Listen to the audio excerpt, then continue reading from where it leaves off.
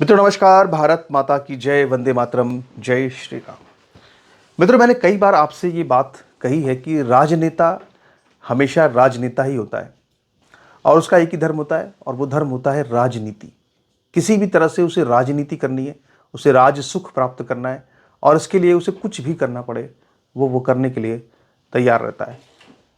मैंने बीजेपी के भी नेताओं के बारे में भी मैंने एक बार ऐसी ही टिप्पणी की थी और मैंने ये कहा था कि अगर मुसलमान बीजेपी को वोट देना शुरू कर दें तो कोई बड़ी बात नहीं है कि बीजेपी के तमाम नेता ऐसे होंगे जो कि टोपी लगा लेंगे और भूल जाएंगे कि कहाँ हिंदुत्व कहाँ क्या। उसकी वजह यह है कि बीजेपी में बहुत बड़ी संख्या में ऐसे नेता शामिल हो चुके हैं जिनका कोई संघ का बैकग्राउंड नहीं है और जिनकी कोई ट्रेनिंग संघ की नहीं है या जिनका कोई हिंदू संगठनों से कोई रिश्ता नहीं है या जिनको इस बारे में कुछ बहुत हिंदुत्व के बारे में जानकारी भी नहीं है।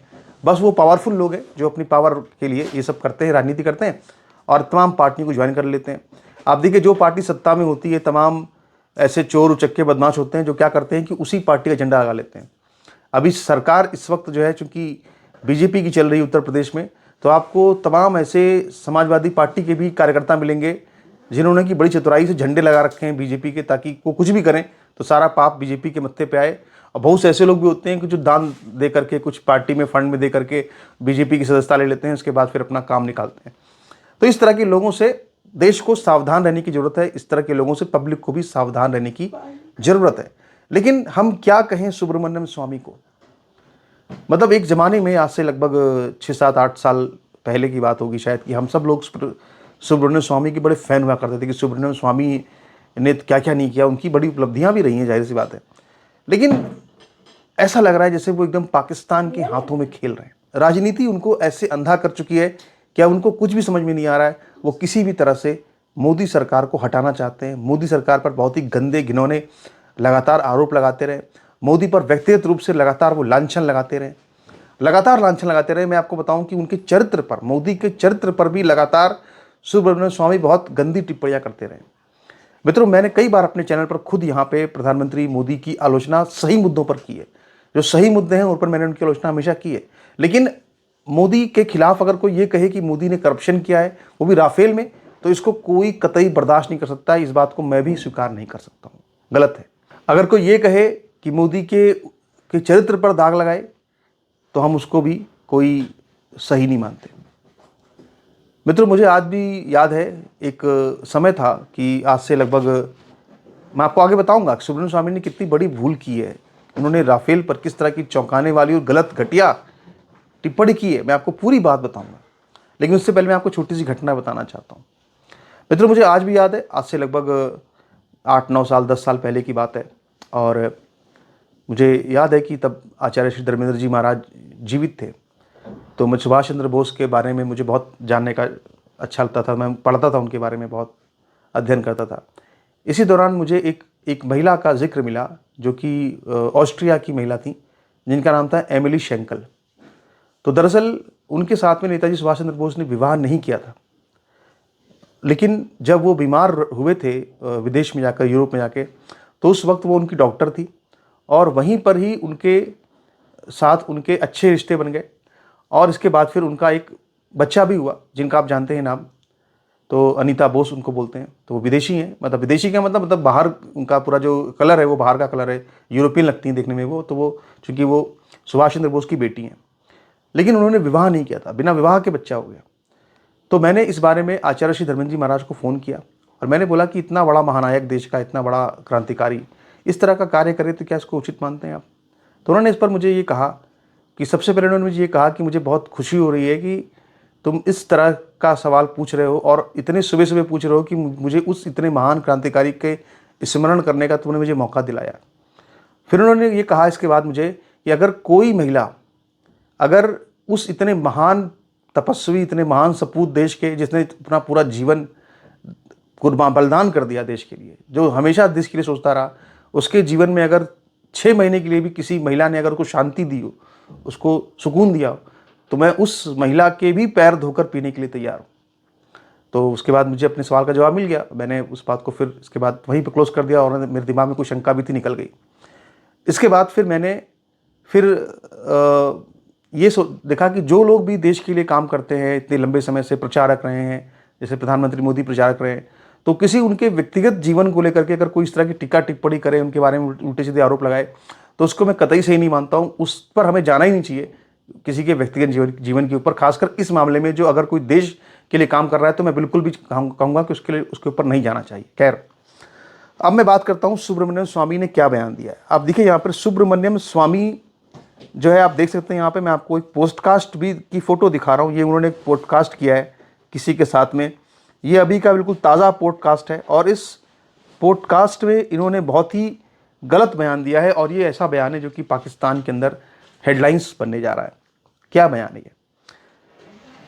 मित्रों, सुब्रमण्यम स्वामी ने जो बयान दिया है वो ये कहा है कि राहुल, सवाल पूछा गया इनसे कि राहुल गांधी जो विपक्ष के नेता हैं, उन्होंने पूछा था कि कितने जहाज भारत के गिरे हैं, ये सरकार जवाब दे। इस पर सुब्रमण्यम स्वामी ने ये जवाब दिया कि 5 एयरक्राफ्ट भारत के गिरे हैं पाकिस्तान से जंग में। जब ये पूछा गया कि क्या वो पाकिस्तान के जहाज थे, तो फिर स्वामी ने यह जवाब दिया कि ये जहाज पाकिस्तान के नहीं थे, ये जहाज चाइना के थे, पर चाइना के जहाज अच्छे थे, बढ़िया थे, और जो फ्रांस का हवाई जहाज था राफेल, वो अच्छा नहीं है, बढ़िया नहीं है। ये सब बातें सुब्रमण्यम स्वामी ने कही हैं। अब मैं इनका बयान नहीं दिखा रहा हूँ क्योंकि कॉपीराइट का चक्कर आजकल बहुत हो गया है, तो मैं दिखाऊंगा नहीं बयान, पर जो कहा है बता रहा हूँ आपको। फिर इसके बाद बोला कि रफाल पर्याप्त नहीं है हमारे देश के अंदर, और फिर ये कहा कि स्वामी ने कि रफाल में एक भ्रष्ट करप्शन हुआ है, और मोदी के रहते इस करप्शन की जांच भी संभव नहीं है।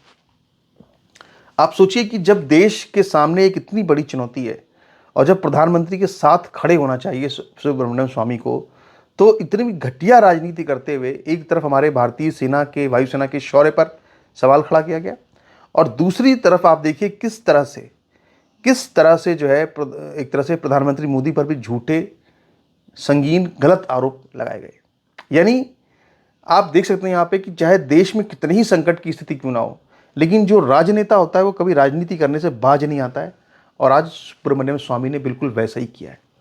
जब सरकार यूपीए की थी, मनमोहन सिंह की थी, तो यही सुब्रमण्यम स्वामी राहुल गांधी की और सोनिया गांधी के ऊपर तमाम आरोप लगाकर, राहुल गांधी की डिग्री को सवाल को लेकर के, उनकी नागरिकता को सवाल को लेकर के तमाम अदालतों में, सुप्रीम कोर्ट में, हाई कोर्ट में चक्कर लगाते थे। तो हम सब लोग कहते थे कि सुब्रमण्यम स्वामी बहुत महान है। नहीं, सुब्रमण्यम स्वामी सिर्फ अपनी राजनीति कर रहे थे। उनके वो विद्वान हैं, बड़े महान हैं, या बड़े अच्छे वकील हैं, या बड़े अच्छे प्रोफेसर हैं, जो कुछ भी है, विद्वान है, लेकिन सबसे बड़ी बात भी ये कि वो एक राजनेता हैं, और जब उनकी राजनेता की छवि आती है या राजनेता अपने आप को समझते हैं, तो उनको इससे कोई मतलब नहीं कि वो क्या कर रहे हैं, क्या नहीं कर रहे हैं। एक बार फिर से उन्होंने इसी गलती का एक बहुत बड़ा प्रमाण यहाँ पर दिया है पूरे देश के सामने, और उनको इस बयान के लिए माफ़ी मांगनी चाहिए, क्योंकि ये बयान लगातार पाकिस्तान के अंदर ट्रेंड होने जा रहा है। पाकिस्तान के अंदर इस बयान पर हेडलाइंस बनेगी कि सुब्रमण्यम स्वामी ने कहा कि भारत के 5 लड़ाकू विमान गिराए गए। इससे ज़्यादा झूठ और कुछ नहीं हो सकता। लेकिन ये झूठ इसलिए उन्होंने बोला है ताकि प्रधानमंत्री मोदी कमज़ोर हों, ताकि बीजेपी की सत्ता हट जाए। इनका यही काम है, जो सरकार में है, चाहे कांग्रेस हो चाहे बीजेपी हो, उसको सत्ता से हटाओ। सुब्रमण्यम स्वामी का इसके अलावा दूसरा कोई काम नहीं। इसके अलावा मित्रों, मैं और भी कुछ बहुत ही महत्वपूर्ण विषय पर आपसे बात करना चाहता हूँ। इस विषय में जो रक्षा मंत्रालय का एक बयान आया है, और वो इतना महत्वपूर्ण बयान है कि मैं उसके बारे में कहूँगा कि भारत ने, अगर देखा जाए तो, मन बना लिया है कि पाकिस्तान के साथ एक और युद्ध करने का भारत सरकार ने मन बना लिया है। कल रक्षा मंत्रालय का एक ट्वीट आया है, मैं आपको पढ़ना चाहता हूँ। ट्वीट क्या देखिए, लिखा है, मैं अभी से कहना चाहता हूँ कि आप अपनी तैयारियों में कोई कमी ना रखें। अब तक जो हुआ वह तो वार्म अप था। अगर पाकिस्तान से फिर से कोई ज़रूरत की पाकिस्तान ने, तो इस बार नेवी भी हरकत में आएगी, और भगवान ही जानता है पाकिस्तान का क्या होगा। बहुत क्लियर चेतावनी है, बहुत बड़ी चेतावनी राजनाथ सिंह की। कहा है कि इस बार तो हमारी नेवी भी हरकत में आएगी, और फिर पाकिस्तान का क्या होगा ये तो कोई सोच भी नहीं सकता।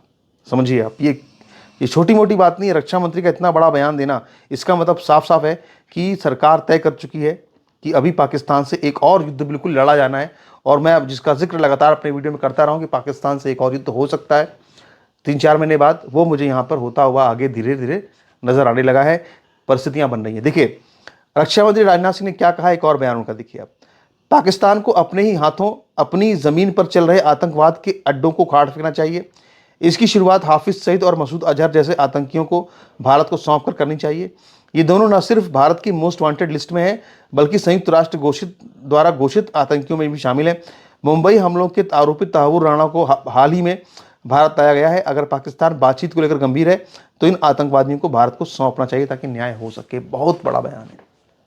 इतना ही मेरा कहना है कि ये बयान इनको उस वक्त देना चाहिए था जब सीज़ फायर हो रहा था, और बकौल मोदी जब पाकिस्तान ने गिड़गिड़ाते हुए कहा कि सीज़ फायर कर लीजिए, हम आतंकवाद नहीं करेंगे, उस समय ये शर्त लगानी चाहिए थी कि मसूद अजहर और हाफिज़ सईद को हमें सौंप दो। ठीक है, उस समय बात नहीं हुई, कोई बात नहीं, अब बात हुई है। और अगर ये बात अब हुई है तो हम ये कहना चाहेंगे कि ये भी एक तरह से शुरुआती है, युद्ध के पहले के बैकग्राउंड तैयार हो रहे हैं। यहाँ पे ये बात मुझे बिल्कुल साफ साफ नज़र आ रही है। और अगर हम देखें तो प्रधानमंत्री मोदी के भी बयान लगातार सामने आ रहे हैं। प्रधानमंत्री नरेंद्र मोदी ने एक बात बिल्कुल बिल्कुल साफ कर दी है, और वो बात उन्होंने ये साफ कर दी है लगातार। एक तो उन्होंने ये बयान दिया कि चैन की रोटी खाओ नहीं तो गोली खाओ। उनका ये बयान लगातार वायरल है, पाकिस्तान के अंदर इनका ये बयान लगातार वायरल है, इस वक्त चर्चा हो रही है। हामिद मीर जो कि जियो न्यूज़ के कैपिटल टीवी पे एक शो का कैपिटल शो नाम का एक शो करते हैं, तो वो ये कह रहे थे कि जब उन्होंने सवाल पूछा पाकिस्तान के एक्सपर्ट से कि भाई मोदी ये कह रहा है कि चैन की रोटी खाओ नहीं तो गोली खाओ, मेरी गोली तो है ही, तो उस पर वहाँ के एक्सपर्ट्स कह रहे हैं कि मोदी पर कतई भरोसा नहीं किया जा सकता है, मोदी कुछ भी कर सकता है।